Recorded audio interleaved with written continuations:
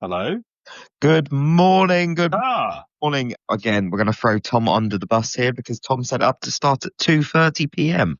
rather than useless man. a useless man. Welcome to the Morning Blast, everyone. It's the second day of us using Podbean. Myself and Michael have no idea what we're doing, so bear with us. As usual, we will be trying to give you a review of yesterday's market news and price action and a preview of today's market news and what to expect in the day. But before we do, I will get the legals out of the way. Nothing discussed at the space session constitutes trading or investment advice or infers any kind of endorsement by PIQ. Myself, Ryan Paisley, or indeed Mr. Michael Brown. My throat is very dry today. I think I had the heating on last night.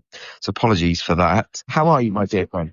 Heating Ryan in September? That's an Ah, extravagance no. most of us can't afford. Well, I'm very delicate. Well, you are. That's true. That's true. I'm all right. I was in a little bit of a flap, a little bit of a panic there because the technology wasn't working and thought you'd found another co-host. I'm here now. Never. Ready to go.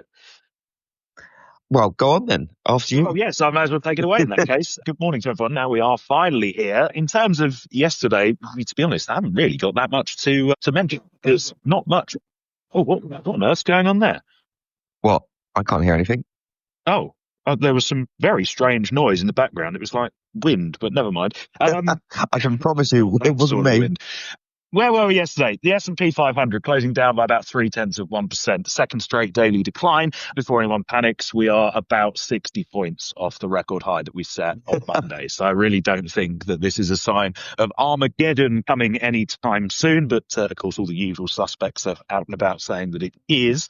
In terms of markets elsewhere, the dollar was broadly firmer against most peers. Treasuries coming under pressure across the curve. The catalyst for that being pretty chunky issuance from Oracle. They issued $18 billion worth of corporate debt yesterday, and that caused some pressure at the long end of the Treasury curve. And miraculously, yesterday was a day where gold did not trade to a new record high. The yellow metal losing by about 0.8% yesterday, trading to $3,735 an ounce. Again, in a similar vein to what I said about equities, gold is about $75 off a record high, so not really too much cause for concern. And really, that kind of just sums up the week so far.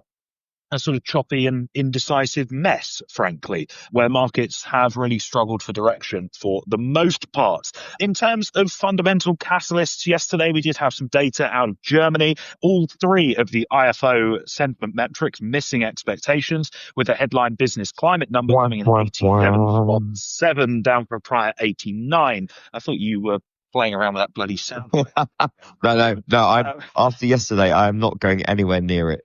Thank goodness for that. In contrast to the softer than expected German data, we have better than expected data out of the United States. New home sales coming in at a whopping 800,000 in the month of August, well above the prior 652,000 and well above the top of the forecast range as well. A man called Bill Pulte is in an absolute shambles on the back of this number because he's been running around for months saying the Fed need to cut, housing's on the edge. Well, the housing market was doing quite well before the Fed delivered a cut, you useless idiots.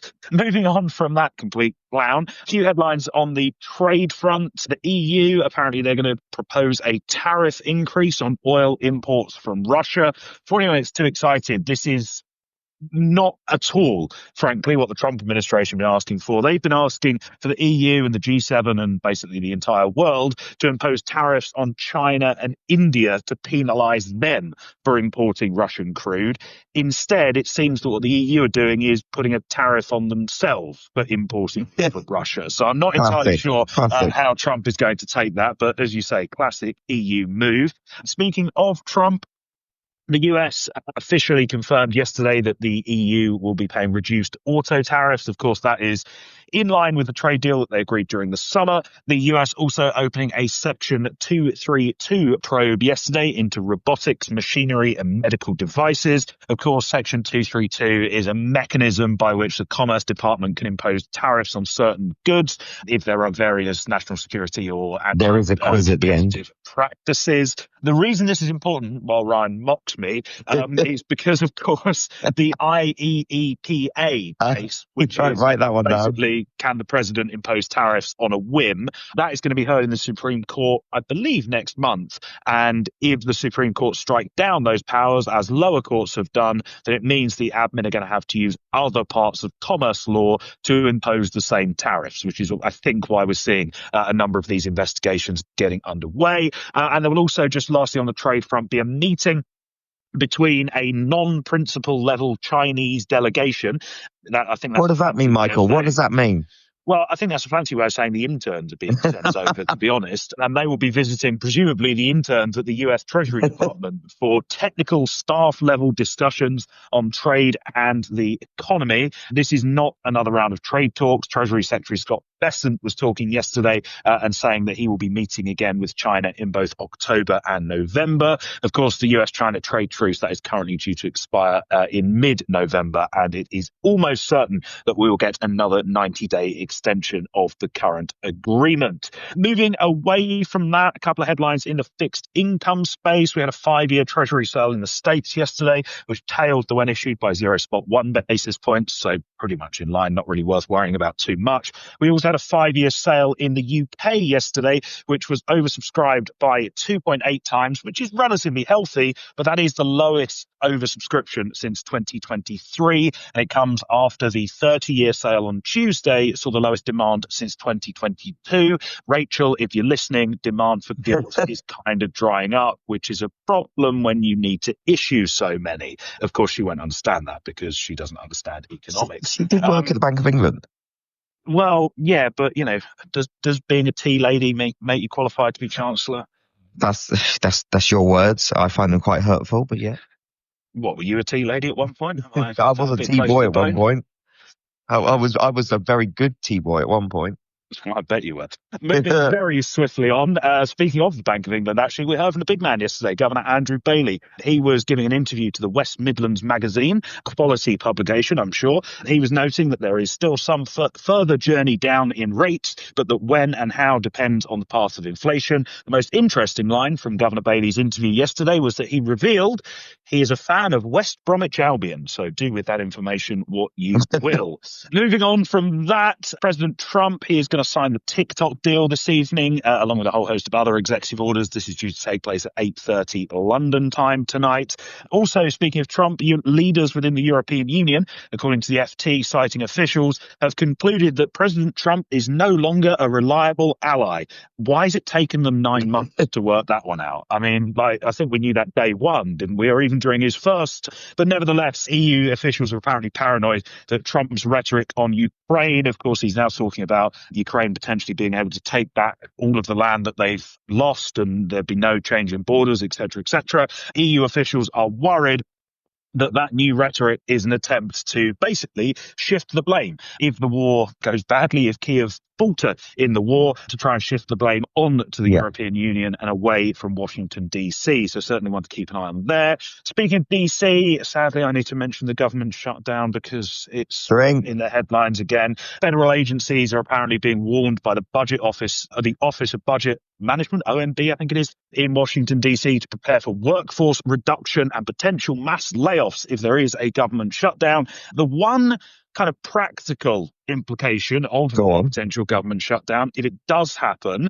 is that, of course, we do have the US labour market data due next Friday. And if the government shuts down, then we are probably not going to get that September US jobs report next week. So that is something just to keep in the back of your mind. Funding, and the reason why this could happen is because funding is currently due to expire on the 1st of October. So even if you're talking about a sort of 2 or 3 day shutdown, which is not particularly long in the grand scheme of things, then you could actually have quite a severe impact in terms of data, not only in terms of the data being released, but also the payroll numbers themselves. If that shutdown were to stretch into the 12th of October, which is obviously a bit longer, then you'd start to see that quite adversely impacting the October payrolls print, which is already going to be skewed lower by the Doge layoffs that are going to come into the data. However, so looking very far ahead here, but just something to keep. However, ADP will still be released because they're a top quality company with accurate data. Are you on the payroll over there? Yeah, I see what you did there. You see? No flies on me, mate. What else do I have to say this morning? We've done that. We've done that. Two other things, just two last things from me. Firstly, Intel, apparently they are now going, of course, they had that investment from Nvidia last week. They're now taking their begging bowl to Apple, who apparently are being asked to invest in the firm as part of, quote, Intel's comeback bid. And last but by no means least, news breaking as we started the call this morning, the Swiss National Bank holding their policy rate steady at 0%. Bang in line with expectations, and we will have a press conference from Swiss National Bank Chair Schlegel, who will be speaking at the top of the hour. For the time being, that is all from me.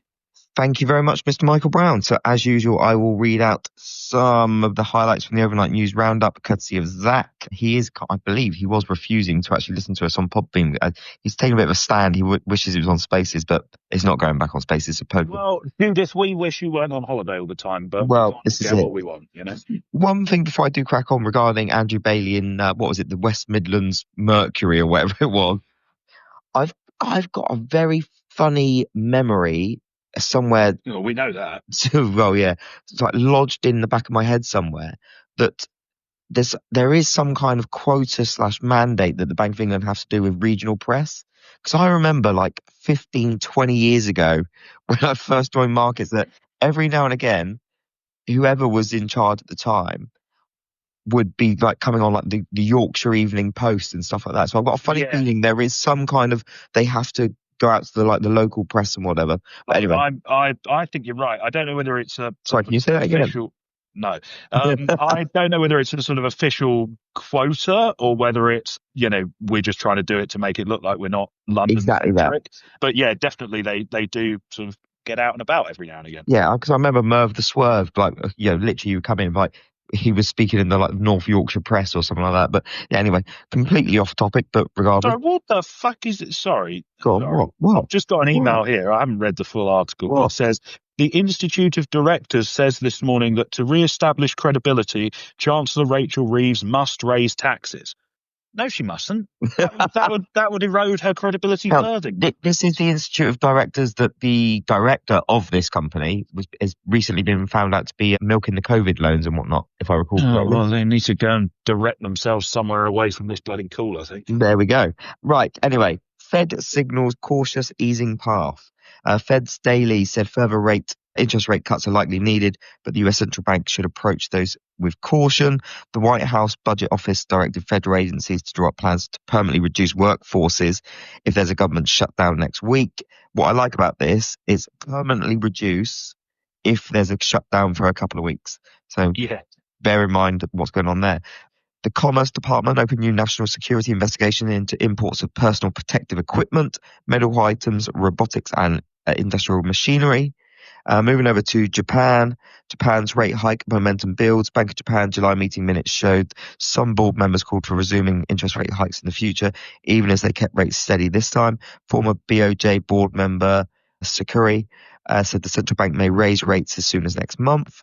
What else we got? China's Policy Balancing Act. Beijing urged companies with US operations not to do domestic price cutting into the US market, signaling intent to maintain recent trade calm. President Xi took an indirect jab at Trump while criticizing countries turning away from the climate fight, presenting new emissions cuts plans under the Paris Accord. Sigma China, Chinese tech stocks extended their rally on government announcements of increased AI sector support to unlock consumption. Moving over to European mixed signals. Germany's, as Michael said just now, the GfK consumers' confidence rose more than expected, but still minus 22.3. So this karmic Kermit. Yeah, right. European car registrations rose 4.7% in August, with Germany and Spain gaining over 5%. France's Marine Le Pen, she's exploiting Macron's weakness as his fifth premier struggles to form a government, pushing for fresh elections to pressure the budget passage. I saw a headline, on France yesterday. Apparently the geezer who is sort of... No, you can't talk about his wife like that. She's proven she's a lady. Oh, no. It does say here we're not allowed to use defamatory language. Probably be quite careful. But yeah, the bloke who's advising the left wing in France on fiscal and economic matters, apparently he's written a paper that advocates for a wealth tax, unsurprisingly, amounting to 8%.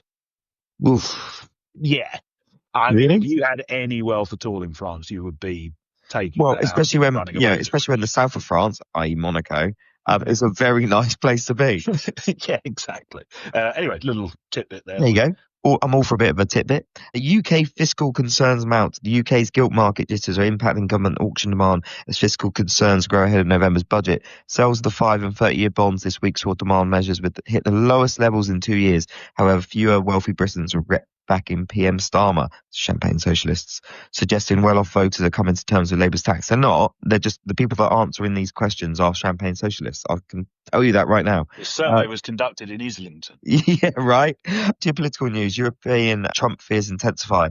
European officials fear Trump's Ukraine rhetoric aims at an impossible mission that will allow Washington to shift blame to Kyiv. Michael was talking about this earlier on. Denmark's Aalborg airport was closed due to drones. 2 days after Copenhagen airport shut down over drone sightings, raising European security concerns. I did say after the first drone was spotted, I'm surprised this doesn't happen more often. It looks like it's starting to happen more often. Equity name, obviously we've already spoke about Intel, so I'll skip that. Chinese auto surge continues. Chery Automobiles shares rose sharply in a Hong Kong trading debut, following the largest car company listing in the financial hub this year, signalling continued investor demand despite increasingly crowded market. BYD's European sales tripled in August as customers embraced its electric and hybrid vehicle lineup during continued continental expansion. Chinese self-driving company, ready? Pony AI, major Middle East expansion. Go on, the girls. Hoping to launch 1,000 robo-taxis by 2028. Go on, Pony. I am so happy for them. Banking sector moves. Citigroup agreed to sell a 25% stake in its Mexican retail banking unit. What else we got? BP, they transferred a portion of its UK pension pot to an insurer. The latest major British company moved to offload its retirement payment risks. Finally, for me, one for Cam. I believe Cam's listening in. I thought I saw him earlier on. Asset managers are lining up to launch cryptocurrency exchange traded funds, capitalizing on the growing digital asset excitement while benefiting from looser regulatory requirements to bring products to market. And that's it from me. Back to you in the studio. Very good. Thank you, Ryan. And let's look ahead to today then. Of course, we had the Swiss National Bank decision out about 20 minutes ago.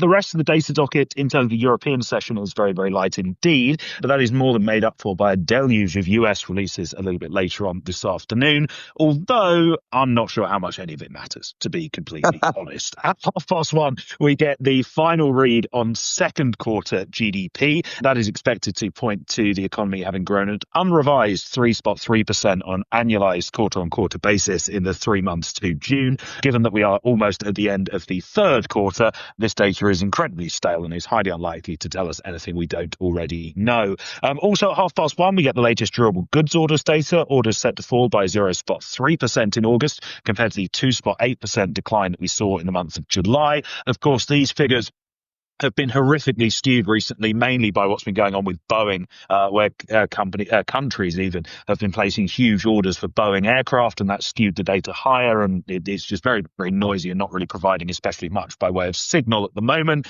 And also at 1:30, we get the weekly US jobless claims numbers. The initial claims print, that's expected broadly unchanged at 233,000 in the week to the 20th of September. That data is a mess as well at the moment, actually, because a load of Texans are trying to fraudulently claim unemployment insurance. We also get the continuing claims print. That's expected at 1.934 million, up for a prior 1.92 million. And that continuing claims print is for the week ending 13th of September, which does, of course, coincide with the September non-farm payroll survey week ahead of the jobs report, which is due next Friday. Whether we get it next Friday, it remains to be seen. And then wrapping up the slate of US data today at 3:00 is the latest existing home sales figure. Sales expected at 3.95 million in August, down for a prior 4.01. Of course, that comes after the huge beat that we got on the new home sales metric yesterday. In terms of other bits and bobs, Treasury supply for the week wraps up tonight with a 7-year note auction at 6:00 London time, $44 billion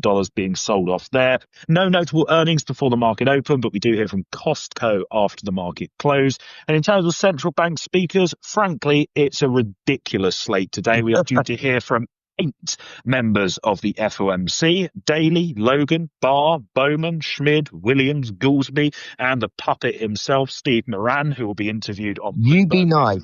You be nice. He's the one sane head in that whole group. No, he's not. He's an idiot. All of that lot will be speaking throughout the afternoon. Frankly, I would not be holding your breath for any of them to say anything interesting, and certainly not to be saying anything market moving. But that is pretty much it from me. One final thing, courtesy of our dear friend Clive Lambert. Hello, Clive. Oh, yeah, that we've both forgotten to mention. Yeah, right. Literally just saw it then. Big news in copper. There was a big accident in the world's second biggest copper mine, which is coming at a time when there's already lots of kind of production cuts going around the world. So there was a force majeure at Freeport McMoran due to a massive mudslide. And as Clive says, 1 second, was it? There's a resistance levels at what the level? There's not anymore because they've been taken out. Would you like me to read it out? No, yeah, go on. What Clive said is, and I quote, copper's rally took out a bunch of resistance levels. This is LME copper for any American listeners, around 10,164 to 10,192. It's already gone for it. There you go. Yeah. We hope Clive is happy, but thank you very much. Now we've absolutely murdered his analysis. If you do want to know what's going on with copper, Clive Lambert, Futures Text, he's your man, not us two Muppets. Quite. But anyway, Michael, thank you so much. I think this was a little bit smoother than yesterday. Well, actually, I have no idea, but we're still on Podbeam, so that's good. Listeners, thank you so much for tuning in as usual. Whatever you're doing, stay safe, keep it tight, and we will see you all tomorrow. Much love. Indeed. Bye for now.